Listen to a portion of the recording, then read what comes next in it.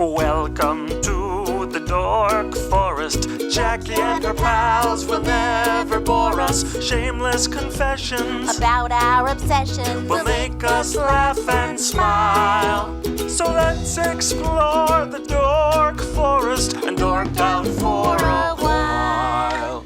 Hi, Rangers. It's me, Jackie Kashian. Welcome to the Dork Forest. It's 2024. Let's do this. Here's the credits, of course. Mike Ruekberg sang that song at the beginning, and he wrote that song, and he sang it with Sarah Cohen, his wife, and he will sing the Mexican hat dance at the end of the program. Also, Patrick Brady, still putting this together. Video, audio, all of it. He's amazing. So, and Vilmos doing JackieKashianStore.com. Squarespace is doing the regular Jackie Kashian page, and I'm thinking of moving the Dork Forest and dorkforest.com away from WordPress because it's driving me nuts. But those are the credits. But if you go to JackieKashian.com, you can get Dork Forest merch. You can get my stand-up merch. You can get my stand-up CDs and DVDs, which you'd have to have devices for those. You can also see videos and find out any number of things. I have another podcast called The Jackie and Laurie Show, but the Dork Forest is the flagship. 18th year, we're doing it, you guys. You can go to my Bandcamp or my YouTube for extra content. Please donate, is what I'm saying. It's 2024, and I think we've been in this long enough. Why don't you guys, everybody send me $100? That's what I'd like you to do. You can PayPal me. There's links all over the pages. You can Venmo me at Jackie Kashian. You can find me at a stand-up show and hand me a sweaty wad of 20s. Do something. But I love doing the show. I would love to make some money, is what I'd like to do. In other news, I'm sure there's more things that I should talk about, but I can't think of them. But let's listen to who's going to dork out about something, because that's my favorite part. Thanks for listening, you guys. You're all great. Let's get into the show. Hey, it's me, Jackie Kashian. I have a glow about me. Why do I have a glow about me? But I do. And today's guest, first podcast ever. This is the second or third one of the year. Persons who have never been on a podcast before. And let me tell you about the glamour that it is. There's no reason to not go, oh, okay. It's just like a conversation. Because you can swear and you can do whatever you want. Bobby Sims, friend of the people, welcome to the program. Thank you for having me. All right, so he's got a Twitch and he's got an Instagram, and I'm sure any number of things, but the Twitch and Instagram are under Conviction, CONVIKTION at. Yes. And they'll be in the notes. And what you decided that you might enjoy telling me about is a game I've never played called Assassin's Creed. Oh, yes. Video game, right? Not tabletop, not RPG. Nope. Completely virtual. There are console. Yep, completely virtual. There are console and mobile games. I actually think that they do have a card game as well. I wouldn't be surprised. I've never played the card game. Is it? What was the first one on? Who made the first one? Do you remember? So Ubisoft or Ubisoft. I always pronounce it as Ubisoft. They've created the entire series. There are about 13 games altogether. It started on the Xbox 360. Oh, wow. Okay. We had one of those, if I remember correctly. Okay. So that had to be at least 20 years ago, right? Yeah, it hurts. It hurts to hear that because I don't feel like I'm that old, you know? Right. But so if it's on the Xbox 360, is it multiplayer yet? Or is it just... No. So the first Assassin's Creed... all the way up until I want to say the sixth or seventh game in the series was single player only. Okay. They started with multiplayer on the game called Unity, and to be completely honest, the multiplayer was buggy as hell. There you go. People were falling through the world, and it was not great. But they have made it better. Yeah, they've made changes. So the games that still have the multiplayer are actually pretty good. And it's kind of like I think it's usually like a 4v4 or a 5v5 where you have to hunt the other team. But because everyone's assassins, you can use camouflage and blend in with the crowds. So you really have to pay attention to like body language. Oh, wow. That's amazing. Wait a minute. So Okay, we're gonna get to the blending in with the crowds because I don't. Whenever I think of assassins, I think of a sniper on a hill Hmm. or a drone. So I don't often think of assassins blending in, dissolving into the. I mean, it makes sense, of course. I think that Winter Soldier or Hmm. Captain America and Black Widow. Winter Yep. Soldier and Black Widow, yeah, like those ones. There's a couple of TV shows, if I remember correctly, that Captain America Winter Soldier TV show. There was constantly assassins that were blending into into giant crowds of people in keffiyehs. Anyway, so what?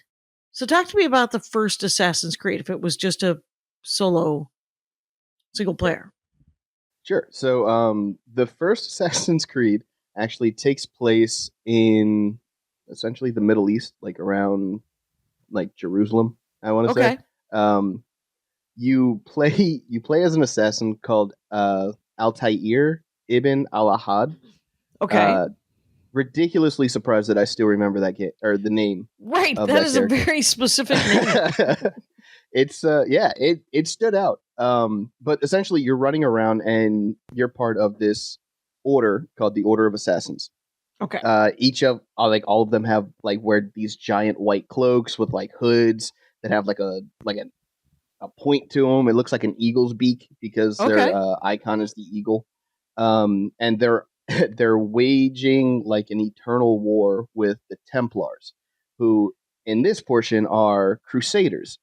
Um, I saw Indiana and Jones. Wait, yeah, so the Templars are the ones that were charged with protecting like the Holy Grail or something. yes, exactly. Okay. But Okay. instead of the Holy Grail in Assassin's Creed, they're called the Artifacts of Eden, which there's a lot of backstory Oh my god, that that's that ends up hilarious. getting Adam and that Eden, ends up like getting Adam unlocked. and Eve, Garden of Eden. Yep, yep. Um, There so were it's no funny. plastics back. No, It's amazing that there's something that still exists from. Okay, well, it's a yeah, video game. Yeah. giant golden ball of some kind, Okay. named the Apple of Eden, which is like the main artifact in the first game. Um, I Okay. don't know if it was gold or brass, to be honest, Right. Right. um, but essentially, it's the whole premise of the story is that there's a faction called the Assassins Order, and then the faction, the Knights Templar. They both want pretty much the same end goal, which is world peace. However, the assassins want world peace through anarchy. So they want to take the Apple of Eden and either destroy it or hide it so nobody can use it. Because the Apple of Eden is it's capable of mind control. So whoever holds the apple can bend the will of anyone and everyone around them. All right. The Templars also want world peace, but they want it through total control. Oh, wow. So neither of them are really the good guy. No, no, So there's no such thing as a good guy or bad guy in the story, which which really kind of helps play out in the later games. Because it's got to in the free up first, for gameplay too. yeah, Um, yeah, it kind of does. You just stab anyone you want. Um, but so that actually brings up a couple of the main weapons because this is in like ancient medieval times. There are no guns. There's not even like bow and arrows or anything like that. What you have is a hidden blade that's attached to your wrist, um, oh, that pretty much retracts and extends out with like by the character just kind of going like that. yep. Uh, there's a small caveat. It's almost always on the left hand, but because of the way the blade extends out, every assassin is missing their ring finger. Ha. So they're like this pretty much because Right. the blade comes out right here.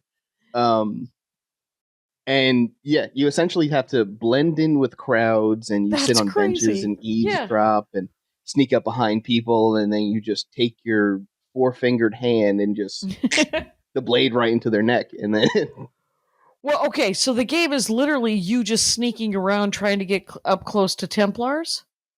for the most part, Okay, it's but sneaking you're around also looking gathering. for the apple too, right? Yes, yes. So you're looking for the Apple of Eden. You're eavesdropping on conversations. You're pickpocketing people for information and for money. Uh, Okay. Because again, there's no such thing as a good guy in this. Right. And you also end up having like targets, certain targets that you need to take out to help expand the order. And that's essentially the first game. Oh, okay. So, all right. So, an example of like, like in Legend of Zelda, you wake up Mhm. and you have to wander around and rip up shrubbery until you find a sword. How do you, until somebody hands you a sword? So you're born into this world and as an assassin, there's no training. Yes. You are, Yeah, there's probably, there's a tutorial, but right. There's a tutorial. Yeah. They're like, you are new. You have to learn how to do this. Okay. Yes. But yes, when you take control of Altair, he's already an established assassin.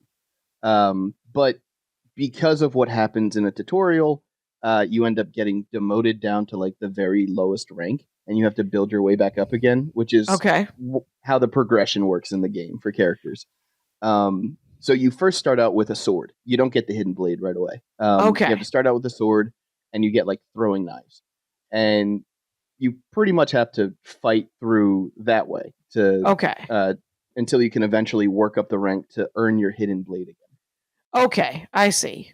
Because you are given the hidden blade as a reward for something, possibly the top of your finger, and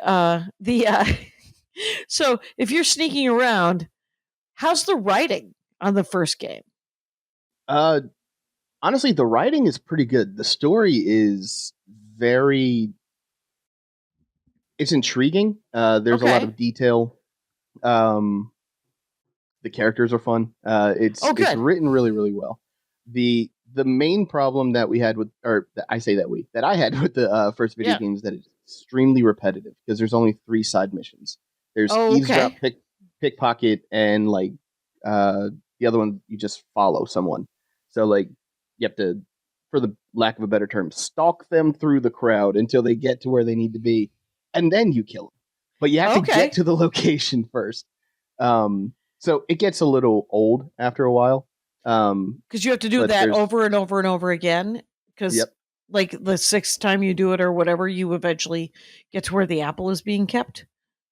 No, so you have to essentially. So there's the main portion of the game where you're hunting the leader of the Templars in your area. And then to get to the leader of the Templars, you have to find all of like his lieutenants and his captains and stuff like that. Okay. So you have to follow certain people to camps where the captains are. You have to pickpocket people for information on where the lieutenants and captains are. You'll see like foot patrols of Templars just roaming around the city that you can kind of take out or pickpocket or sometimes bribe, depending on how they are. So it's a lot of that actually sounds really cool. Yeah, it's a lot of fun. You play so much more like a spy than an assassin in this game. Yeah, a lot of times because there is a lot of intel gathering, but you still get to stab people in the neck with a hidden blade.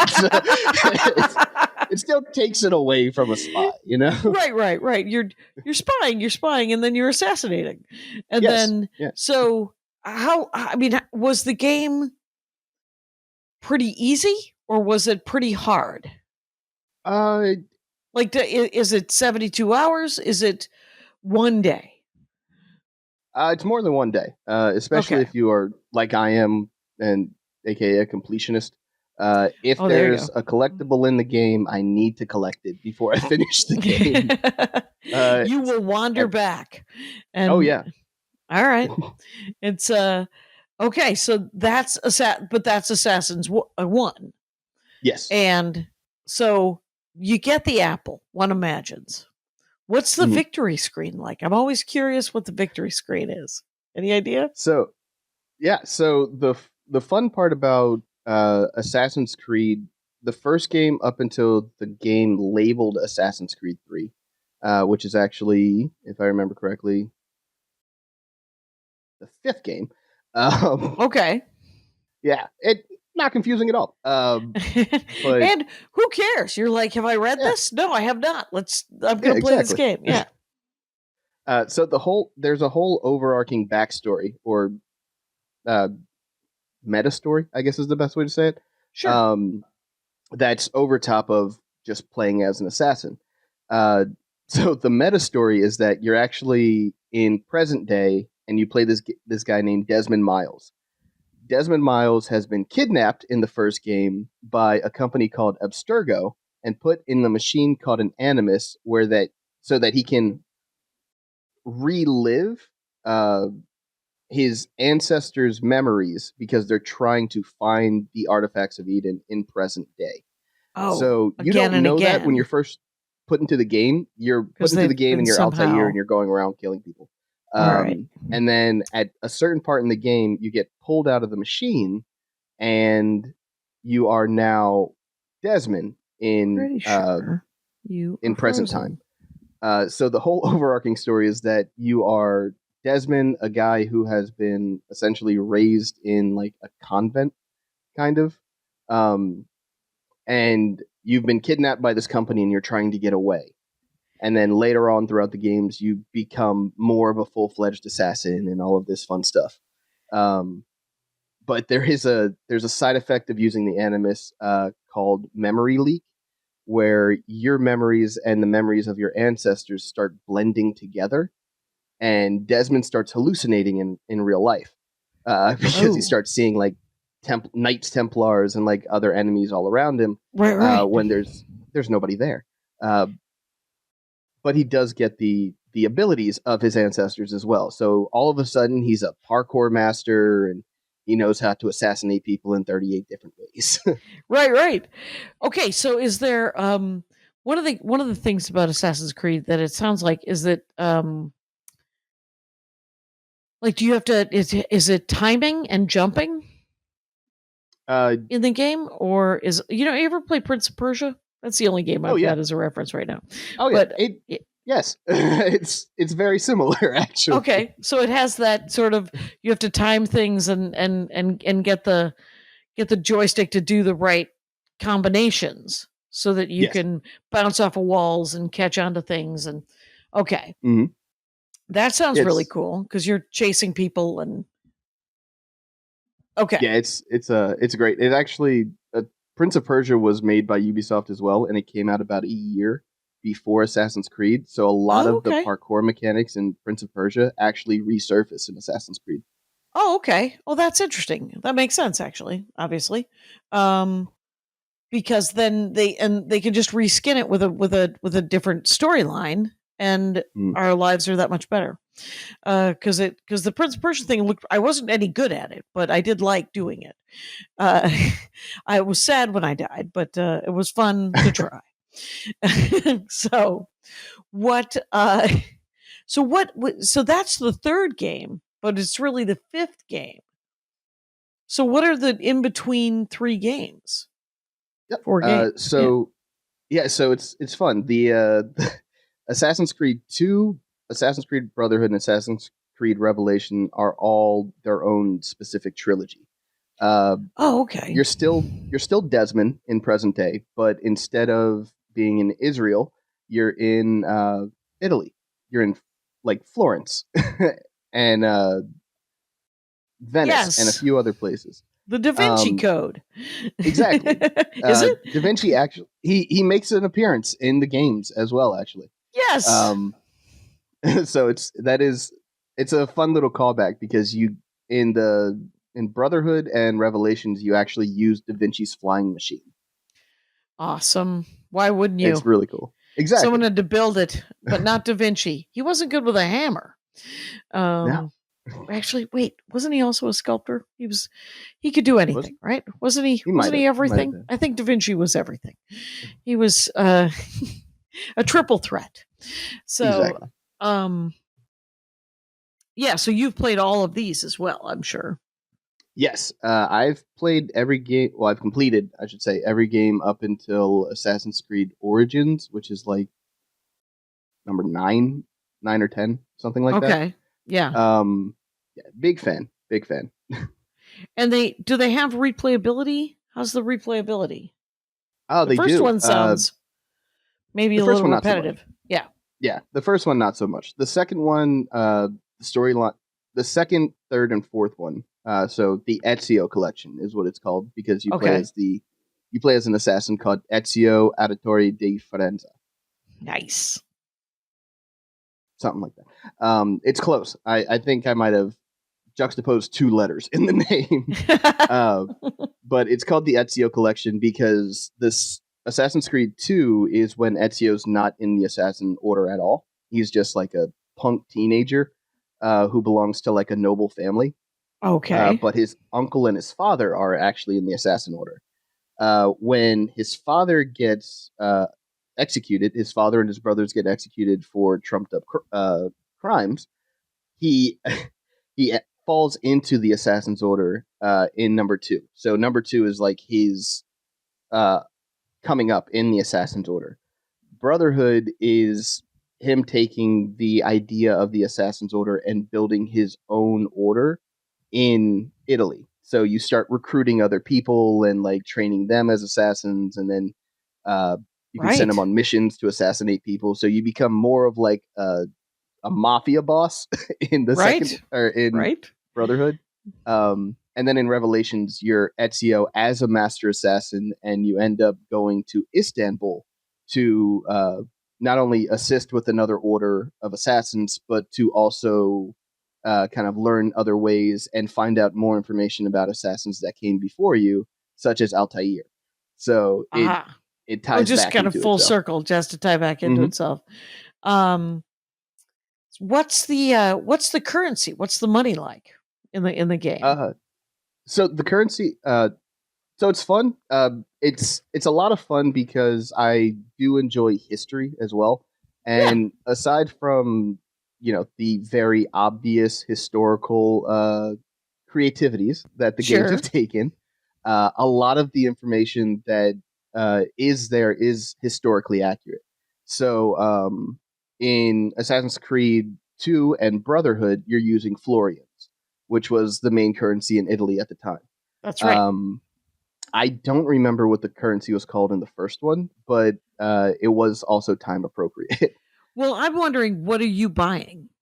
That's what. Oh, yeah. Like the currency in the game. Like, what are you buying upgrades? What do you? Yeah.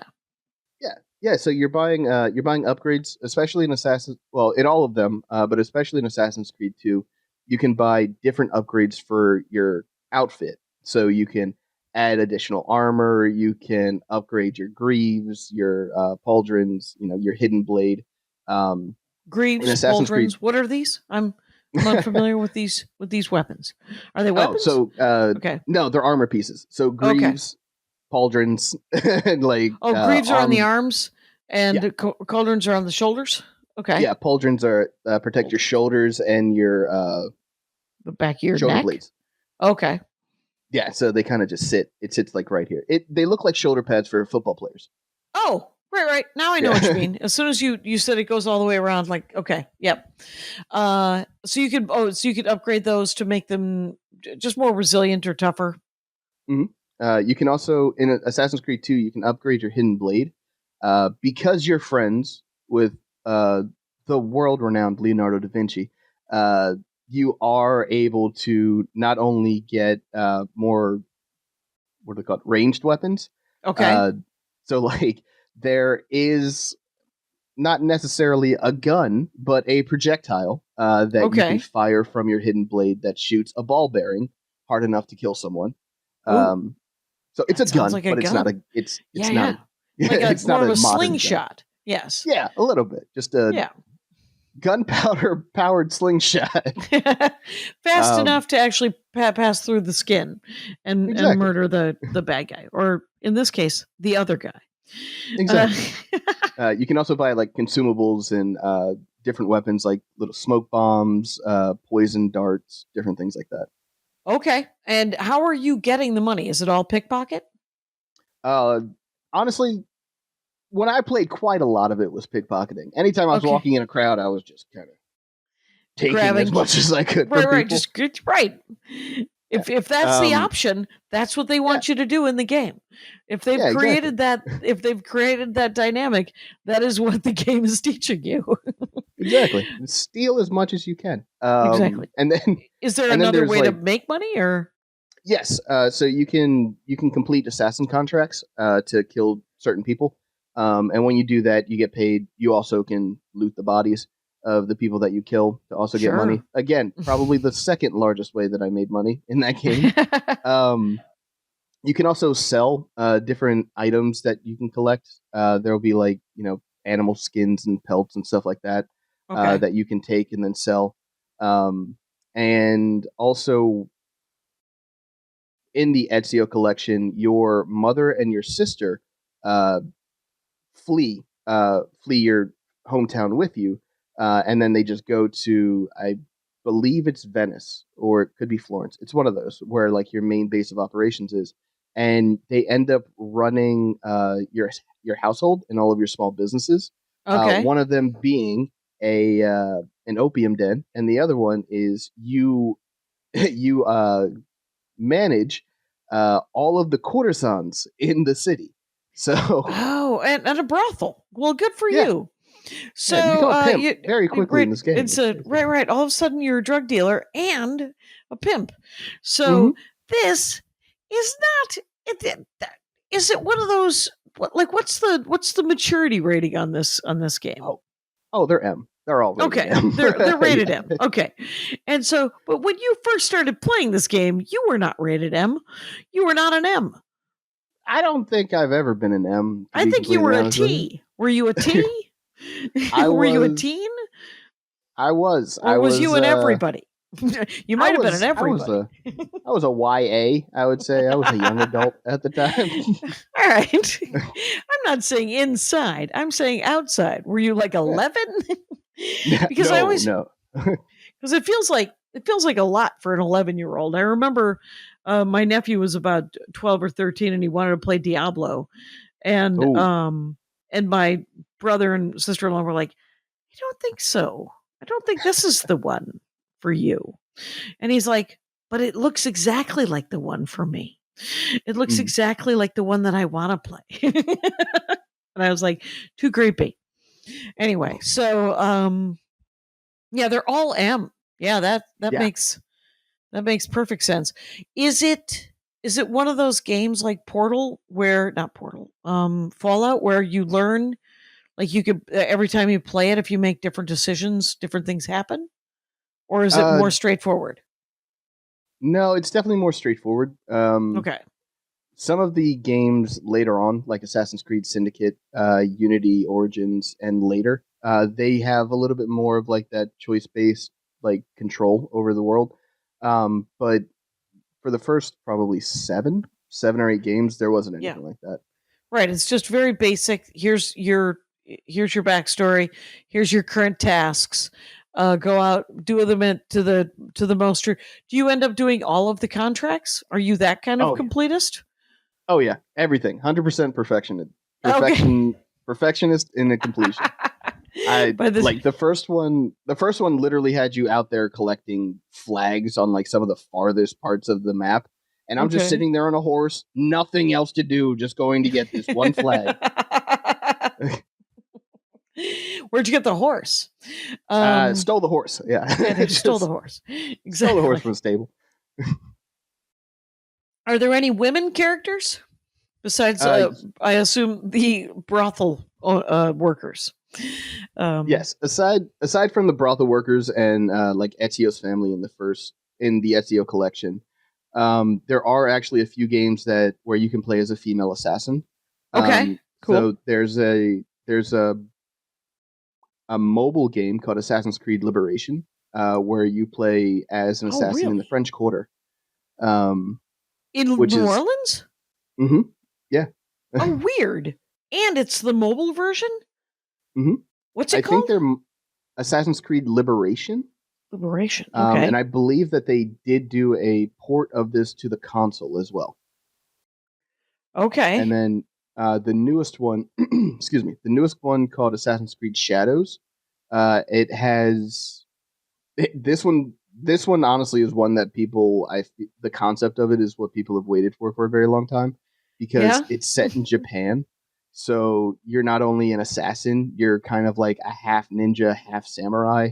Just blend it all together. Get all the Shogun, and well, I mean, clearly when they went to Italy, they were getting the mafia involved, and now they're going to Japan, and they're gonna have to have ninjas and samurai. Exactly. And so you can't just introduce Japan into the plot, and not all of a sudden it's the Karate Kid. You got to do it. So, have you played that one? I have not played Shadows. Shadows just came out like recently. There's a lot of controversy around it because a lot of people don't like that the developers have brought in Yasuke. And Yasuke, this is a complete tangent. Yasuke is he's an historical accurate character from feudal era Japan, and he is black. He's an African character who was sold. Again, this is historically accurate. He's an an actual slave.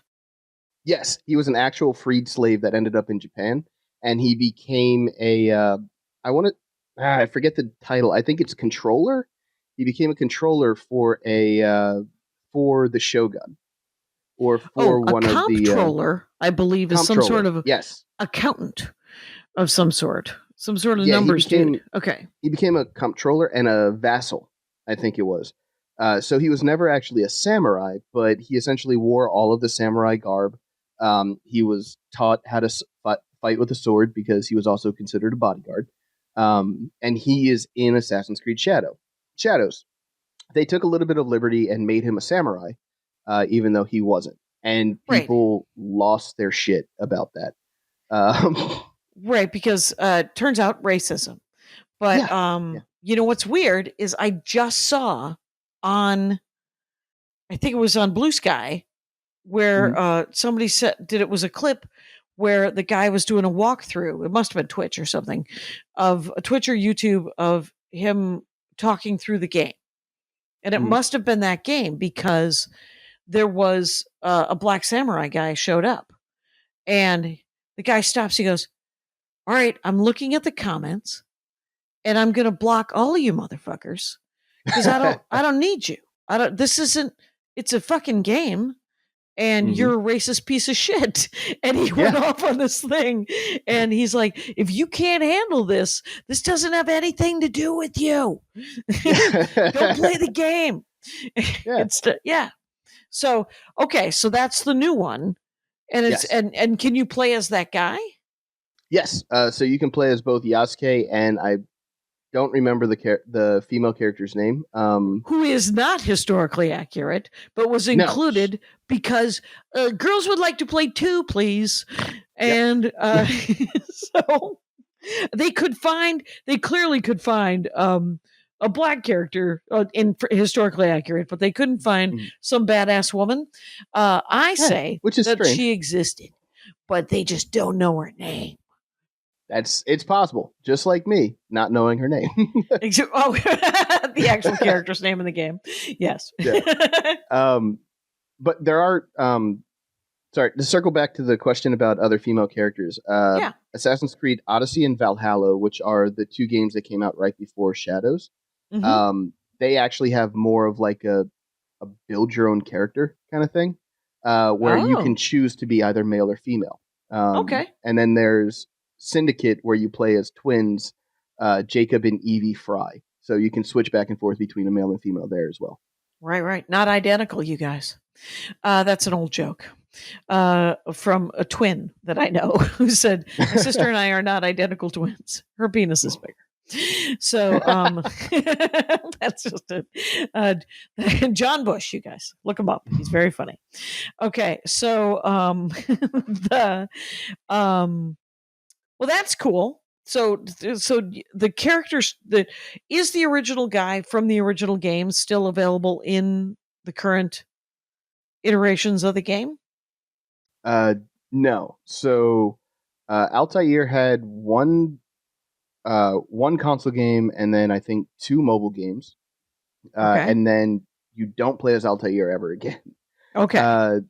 In Assassin's Creed 2, Brotherhood and Revelations, you play as Ezio, and then after that, you don't play as Ezio again.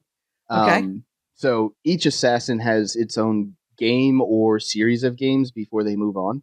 And the main character of Desmond is only available from Assassin's Creed 1 to Assassin's Creed 3. And then his story ends. And then from there, you just kind of pick up as like other, a couple Just times new- other assassins. Yeah, other random assassins in modern day that are going through the Animus, or in some cases, uh, employees of Abstergo, which is the modern day Templar organization, also going Oh. through because they're both looking for these artifacts. Right. Do they ever, in the game, do you ever find the artifacts? Yes. So you do find you find the Apple of Eden in Assassin's Creed 1, and then you re-find the Apple of Eden in Assassin's Creed 2 and Brotherhood. Then you find the Staff of Adam in Revelations, and then there's a few other ones as you go forward. But for the most part, you almost find all of the artifacts. Okay. And then you lose them again at some point in history where you have hidden them as your assassin self in this game. You go to that same spot in another game and go, where the fuck did it go? Like, who found this? Who moved my shit? Like, that's right. I know it's been 300 years, but seriously, it was supposed to just stay there. Yeah, I will that's never hilarious. find it again. Now, how am I supposed to find it? I got to go eavesdrop a bunch and then stab somebody in the neck. Yeah, you just kind of where did I put in the newer games? Is the finger still gone? No. So in some of them, depending on the time, the time frame of when they're set. So the first one, yes. There's another game called Assassin's Creed Mirage, which is set in the Middle East. Okay. And that one also you lose your finger. Assassin's Creed Origins, you lose your finger. I have not played Odyssey or Valhalla, so I'm not sure. Right. But in Assassin's Creed 2, you do have all of your appendages. There it is. They have reworked the design so that you don't have to lose a finger. You don't have to lose a finger. It's also kind of a real easy way to tell an assassin out in the world. Yeah, you're like, that's hey, what I thought. Right, you and your left hand don't have a ring finger. Yeah, though you could put a cap on it so that the could. ring wouldn't come off. So, or just like, if wear you wanted a glove. Yeah, you could wear a glove with a fake finger attached to it. Ooh, fancy. Have the weapons changed besides the neck stabbing? Yes, a lot of the weapons have changed. The Hidden Blade is pretty much the same, not the same weapon, but it's always available. Sure. It exists Standard. across all of the games. Oh my goodness, where did this coffee come from? Carmen Morales, cameo, a previous episode of the Dork Forest, and no doubt future episode of the Dork Forest. So, yes, you've been given a coffee. Enjoy. I have. Thank you. Take a sip of this right now. I'll have a sip of my water. Oh, that's Rangers, delicious. you get yourself a sip of something. Stay hydrated out there. I'm talking, by the way, with Bobby Sims, who is Conviction on Instagram and Twitch, and Conviction is spelled CONVIKTION. And yeah, so you were talking about the new weapons, the weapons that aren't the stabby. Yes. So I actually have 2 replicas on my wall up here. I wish I could show you. I wish you could as well. They are too far up, and I didn't think about it until just now. Right. But there they are. The design of the Hidden Blade changes. Exactly. Okay. The design of the Hidden Blade will change every once in a while. Of course, Altairs won't look like Ezio's because of completely different times. But then also kind of like their side weapons will change. In Assassin's Creed, again, in Assassin's Creed 2, you have like more of a gun that you can shoot. In Assassin's Creed Syndicate, you have like a crossbow that kind of latches onto the top. So you have your blade here, and then on this part, you can hit a button, and you just see 2 kind of like arms shoot out, and then it's just like a little thing. You hit a button, and it shoots a dart. And then other ones, some of them don't. Like, they have the Hidden Blade, but they end up using more of their own melee weapons.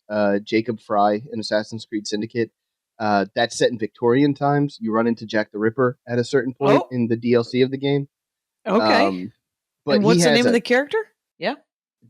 Jacob Fry. Okay. This is the game where you play as the twins, Jacob and Evie.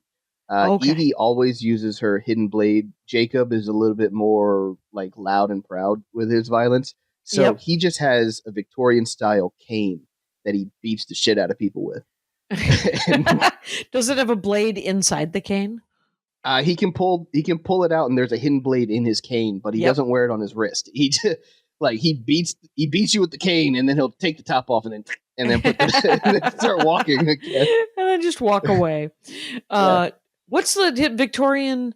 So it's a British one. Where you're in London? Yes. Yep. That's the one with the twins? Yes. Okay. That one sounds pretty cool. I'm that one. People wearing top hats. There's some tails.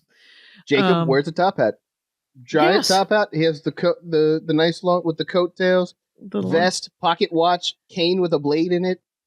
He looks snazzy. I gotta say, he looks very sharp. It's a badass. It's a snazzy look. It's very dapper. Yeah. And then, but he also, without any morals, wandering around killing people.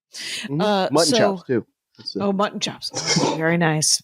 That's where. So, is he? When we come into that one, what's the? Do you remember the? What's the conceit there? Is he just a Assassin's Guild Order of London? Kind of. So what ends up happening there is Jacob and Evie end up being orphaned because the Templars kill their parents. So other assassins bring them into the order and raise them as assassins. Evie takes the assassin side of it very seriously, where she works in the shadows, and she usually sticks to the shadows. Jacob, who is also a bare-knuckle boxer, is like, I like to be flashy, and I like to be seen. So he's one that will start pushing for riots and everything, and he'll be right out there in the front, beating people up with the people that he brought with him. Looks like a mosh pit and like a metal concert. Meanwhile, Evie is jumping rooftops to actually get to the real target to take him out. So he's just sort of fighting his way through the crowds. Yeah, and she's like, I'll use you as a distraction and actually get to what we need to do. And when they meet Jack the Ripper, they take him out? Eventually. But there are quite a few twists and turns in that as well. That's nice when there's a good plot to it. Yeah. Yeah, the plot in all of these games, they're very good. They're very well written. Again, they have enough historical accuracy in them to kind of tickle that little knowledge portion of your brain. And they're all set at completely different times. They're mostly all set at completely different times. So like I said before, the first one set in Israel. The second one, 2 and Brotherhood are set in Italy. The third one set mainly in Istanbul. The third one is during the American Revolution. So Assassin's Creed 3 is during the American Revolution. So you meet Ben Franklin, you meet George Washington, you meet John Hamilton, I would like to hear the dialogue written on that. Is it so? Are they working? What are they still looking for? The apple and the staff and the yes. Okay, so still looking for the revolution. Not their business. So it's really not. It's a great way of how they kind of tied it in.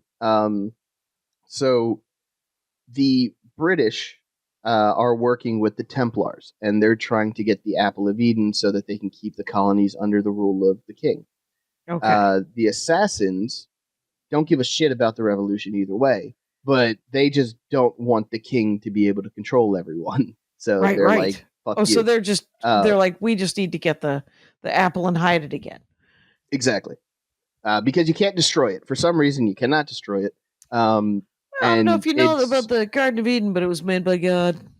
Yeah. Anyway. They're called the first civilization in this game, and there's a lot of backstory about the lore that will take another 2 episodes of the Dork Forest to get through all of it. Well, you got almost 20 minutes left here. So speed it. Yeah. So but yeah. But yeah, for that one, you play as a really cool character because you play as a character who is, and I want to get this. I hope that I'm right about this. I believe he's half Mohawk and half British. Like, so his father's English and his mother is a native. Okay. She's an indigenous person, and he grows up with his tribe of indigenous people. So he gets pulled into all of this because he just wants to save his tribe. Right. And he fights alongside the assassins and becomes part of the assassin order through taking out Templars who are trying to control the colonies. Right. The really cool part about Assassin's Creed 3 is that there's a DLC called The Tyranny of Washington, where it's an what alternative. What does DLC stand for again? Downloadable content. Okay. But there's a DLC of what? It's called The Tyranny of Washington. Okay.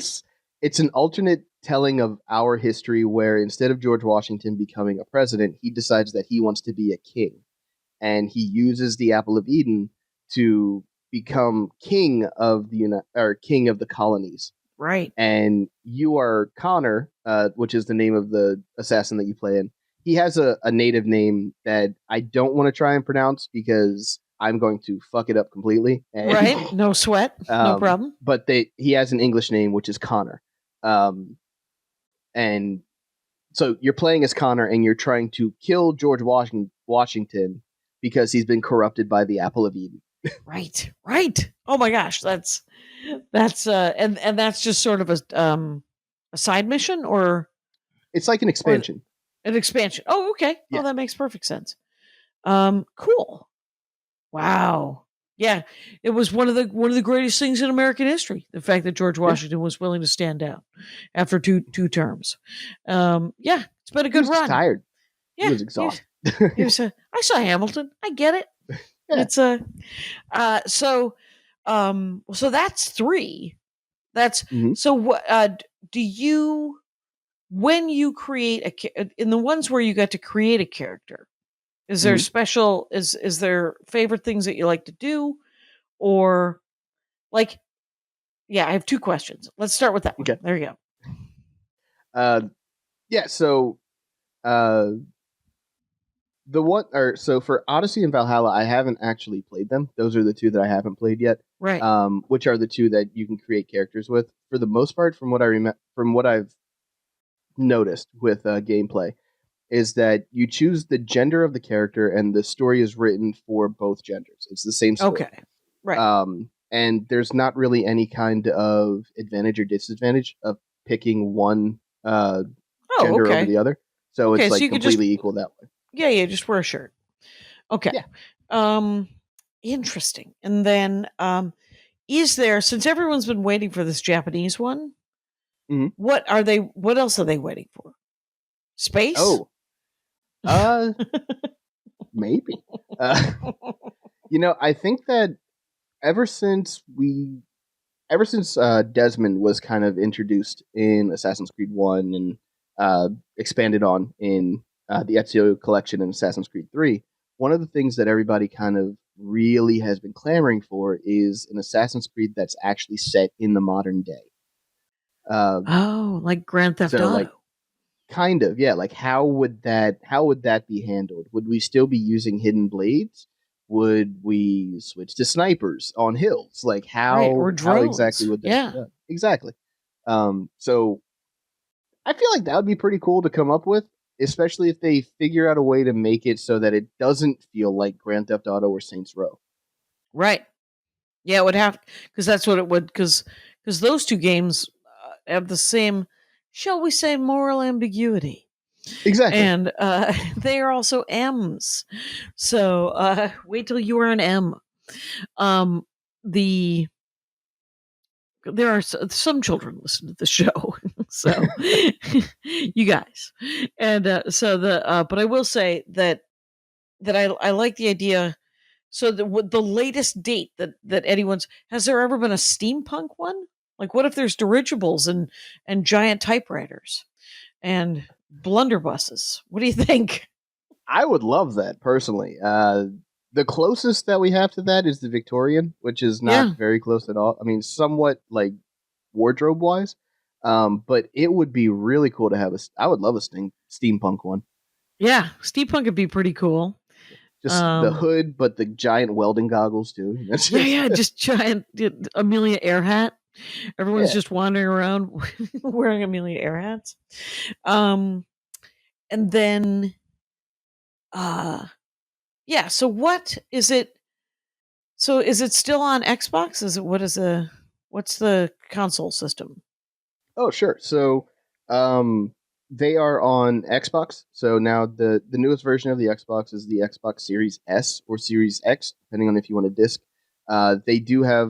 They are releasing games for that. I believe that Odyssey and Valhalla were released for the one. Valhalla might have been released for the Series X as like a remaster. Um, Assassin's Creed Mirage and Shadows, which are the two latest ones, they were released on the Xbox Series X and S, and also the PlayStation. And I think that Shadows also released on PC. Okay, what's the Mirage? What's that one? So Mirage, you're playing as one of the very first assassins in the Middle East. Okay. And it's kind of like a throwback to how the old Assassin's Creed games were. So I keep throwing out names. There's Assassin's Creed, Assassin's Creed 2, Brotherhood, Revelations, 3, Rogue, 4, aka Assassin's Creed Black Flag, which you play as a pirate. A lot of fun in the Caribbean. What? Yes. Yeah, I'm biased. I'm biased because I am half Puerto Rican, so I'm like, yeah, Caribbean, let's go. After Black Flag, there was Unity, Syndicate. I might be forgetting one in between those. Then there's Origins, Odyssey, Valhalla, Mirage, Shadows. So okay, I lost count, but right, there's quite a few. Right, there's a lot of assassins. But I forgot the question now. Sorry. Yes. Yeah. So from Origins up until Mirage, the games became a lot more like an RPG. Like a lot more character tree building, and this area is locked, this area is not locked, but there's no way that you would survive if you would be seen by an enemy in this area and everything like that. Okay. So I kind of moved away from them a little bit with that, just because it became less of assassinate your targets and more of you need to build gold weapons so that you can take out your targets. Right, which is a different game. That's a different. You're just a miner. Yeah, it's a when you have to chop down. It was it was one of the things with Animal Crossing that made me stop doing it, because I'm like, I'm not collecting. I'm done planting fruit trees. I'm done. I'm good. And I liked it. I had a very good time playing it for 6 months, and then it was a dollhouse that I didn't want to play with anymore. So that's all well and good. And then here is my, I don't know. I don't have a lot more questions about this, just because now I'm caught in. I would want there to be some sort of either a time machine where the assassins are like, we're going to go back in time. We're going to, when the golden ball is first discovered or created or something like that. And we're going to, whoever creates it, we're going to kill them, and we're going to bury it so deep in this volcano, we're not going to have this problem anymore. And, which of course, everybody get in the DeLorean. Let's do this shit. Or everyone goes, there's no back in time. You just, essentially you tell the story of how the golden apple was invented. That'd be kind of a cool. Yeah, so there's a good amount of lore that actually does kind of tell you how the artifacts are created, but not in an active storytelling kind of way. It's more you pick up bits of information throughout the games through codex and glitches in the Animus system, and you can learn that way. And then through cutscenes, you'll actually meet a lot of what are called like the first civilizations or the ones who came before, Right. Which again, it's just kind of like a cool nod. Are gods from other mythologies. So Ah. you end up talking to the goddess Juno and Minerva and Athena and Krishna and Vishnu and like Right. all gods from a lot of different cultures were actually part of what was called the first civilization, and Okay. they built these artifacts and they gave them to the first humans, which they had named Adam and Eve, Okay. and essentially they would control the first generation of humans with these artifacts, but Adam and Eve broke away from the mind control, That's right. stole the artifacts, and then escaped. And they were like the beginning of the Assassin's Order. Okay. That's awesome. I love that. That's a much better telling of the Adam and Eve story. Is I thought that so too. it's almost from the point of view of the serpent. Mm-hmm. It's just like you're being mind controlled. You're just being mind controlled. If you could not be mind controlled, what would you do? What would you do with your life? And Yeah. then good things happen, but then every now and then the mind control tries to come back in and control you up again. Mm-hmm. That turned into a really interesting backstory here in the 55th minute. Holy smokes. Ha! See, that'd be fun to get into, but again, we just don't have time this episode. Yeah, we just don't have we just don't have time to tell you. But if there's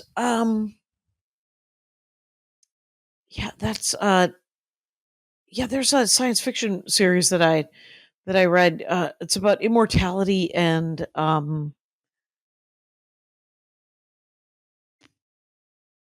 let's see. I forget what, and time travel. So it's about a corporation who invents immortality, but has to invent time travel to see if it works. Oh, Because otherwise they'd have to wait around forever. yeah. And so they have to go back in time and do it because they can only do it on babies. And so they do it on a baby in like Neanderthal time. And then they come back to like 1997 or whatever. And they're like, oh, that didn't work. But he's still here. Oh, it's got a glitch in it. There's a bug. Turns out he's a madman. That's unfortunate. You're gonna Let's have to try it give me the again. name of that. You're gonna have to give me the name of that story. That sounds pretty damn intriguing. I want to read that later. It's the Company series by Cage Baker. Cage with a K. Okay. Yeah. Another quick tangent. Have you read any of the Bobaverse? No. What's the Um, Bobaverse? so the Bobaverse is it's a series of books. I want to say they were written by Dennis Taylor, but I could be wrong about that. They are a list of books where this uh, Dennis E. Taylor. I was right. Look at that. Nice.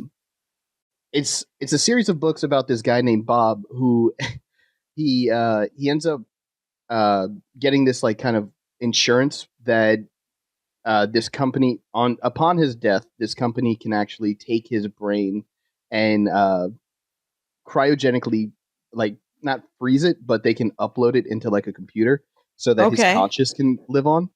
Right. And about 2 days after that happens, he gets hit by a car and dies. And he wakes up about 500 years later in a lab hooked up to a machine, and he becomes a von Neumann probe that is then launched into space and starts self-replicating. And what's it's the like name of the 5 or 6 probe? books. A von Neumann probe or von Neumann probe, I think it is. Okay. It's essentially, yeah, it's like an or it's an AI driven space station, for lack of a better term, like a Right. very minimal space station that it launches itself to a specific point, scans the data around it, builds another version of itself, and then launches that one to another place. Okay. So it replicates its conscious and its like sentience, so that it can essentially map out all of the galaxies and universes. Right, and it sends the information back to Earth. No, because by the time that he starts creating these probes, Earth is gone. Okay. from nuclear fallout, pretty much. Okay. Yeah, So yeah. he's launched up there to actually see if he can find a place that is inhabitable for humans. So he tries. So like they all end up on like spaceships, and he starts relaying messages to the ships. But then there's still like a space race going on with like other countries that also launched probes. It's fun. It's Okay. it's a lot of fun. Yeah. It gets intense. I think that you might like it. Okay. Yeah, I've written it down. Bob Overse. I take it it's B-O-B Overse. Yes. Okay. Bobiverse. All right. Bobiverse. Bobiverse. All right, Bob. Well, you should be happy to know that we're pretty much at an hour. Unless, what would you recommend if somebody wanted to start playing the game?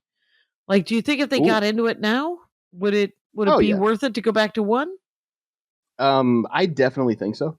Just to kind of see how like where it all started from. But right, you're a completist. I forgot about that. I am. Ask that question. I will say the most popular games are also like my favorite ones in the series, which would be the Ezio collection. The Ezio collection has been remastered for the Xbox One and the Xbox Series S, just because people want those games. They are probably the quintessence of Assassin's Creed games, or at least old school Assassin's Creed games in most people's opinions. If you don't want to go back that far, I've heard extremely good things about Odyssey and Valhalla. Which might be a good place to start if you were going to get in the middle. Yeah, see if you really liked it. Yeah. Mm-hmm. I want to start with the Victorian one. So yeah, Syndicate. Syndicate's a good one. Another quick piece of information that you might also find pretty funny. In Assassin's Creed 2 and in Brotherhood, you assassinate the Pope. Twice. Oh, wow. Yeah. Wait, 2 different popes? Or 2 different popes. Or he's part of the undead. One of the things are happening there. I'm going to go 2 popes. I'm sure, because the Pope is constantly trying to get a hold of the golden apple so he can control people. So he's going to be in the way. How does the Catholic Church feel about this game? They haven't said. I don't know. Yeah, I haven't looked it up. Fair enough. No worries. You guys, we have been talking with Bobby Sims, and it's all Assassin's Creed all the time. Holy smokes. Thank you so much for doing the show, Bobby. Oh, no problem. Thank you for having me. This was fun. Awesome. And Rangers, you know the rules out there. Take care of each other. Hi, Doll. How was the show? Well, it was with our friend Bobby Sims. Yeah, Bobby Sims. He's a good guy. He's a good guy. He's his handle is Conviction with a K on Twitch and Instagram. And I just, you know how I am with people. I like to say, what would you want to dork out about? Right. And he chose Assassin's Creed. Oh, yes. Immediately and emphatically. And then we talked about it for an hour. It was delightful. That's awesome. That's great. It was great. I bet he was easy to talk to, too. It was easy. Plug and play. Always nice. And then I, of course, have never played it, but I guess it's by the same people. You'll know this. I do. As a video game, you'll know a lot about this. But it's by the Prince of Persia people. That team. Yep. Ubisoft. Yep. Ubisoft is the publisher, but I think it's actually the same team that made the original one, but I'm not sure about the most recent ones. Oh, yeah. There's something like 13 of them. Yeah, there's a ton. There's a ton of them. Right. And he's played all of them up to when you could make your own avatar. Did you know that they are time travel stories? I did not know. Wait, he did say that there was a guy. There was some descendant who named Miles Standish. Not true. Desmond Miles. Desmond Miles. And he is somehow linked. And he sometimes speaks in old-timey words because the Assassin Order and the Templar language. I want to do the Victorian one. There's a Victorian one. Did you know? You know? I'm not surprised. Closest to steampunk that they come. How great would it be? A steampunk Assassin's whatever. Yeah. Creed. Yeah. That'd be awesome. He says it's morally ambiguous. There's no good guys. I mean, you are assassins. You're assassins, but you're assassins against Templars, and the Templars aren't the good guys either. Right. Sure. Because he says that the Templars want this golden apple so that they can make everybody follow the rules, and the assassins want the apple so there are no rules. I think the apple might be a metaphor For just rule following. All I know is that there seems to be a bunch of guys without a ring finger who walk around and jab people with a knife. The Shockers? Well, we can wrap it up here. This has been great. It's been another bonus episode with Andy Ashcraft. You guys, you know the rules out there. Take care of each other. My hat, my hat, my hat. They're dancing around my hat. My hat, my hat, my hat. Well, what do you think of that? If it looks like a Mexican hat dance and it sounds like a Mexican hat dance, it's most likely a Mexican hat dance. So take off your hat and let's dance. Yay! Oh my God. Why don't we just call that as the end of the show?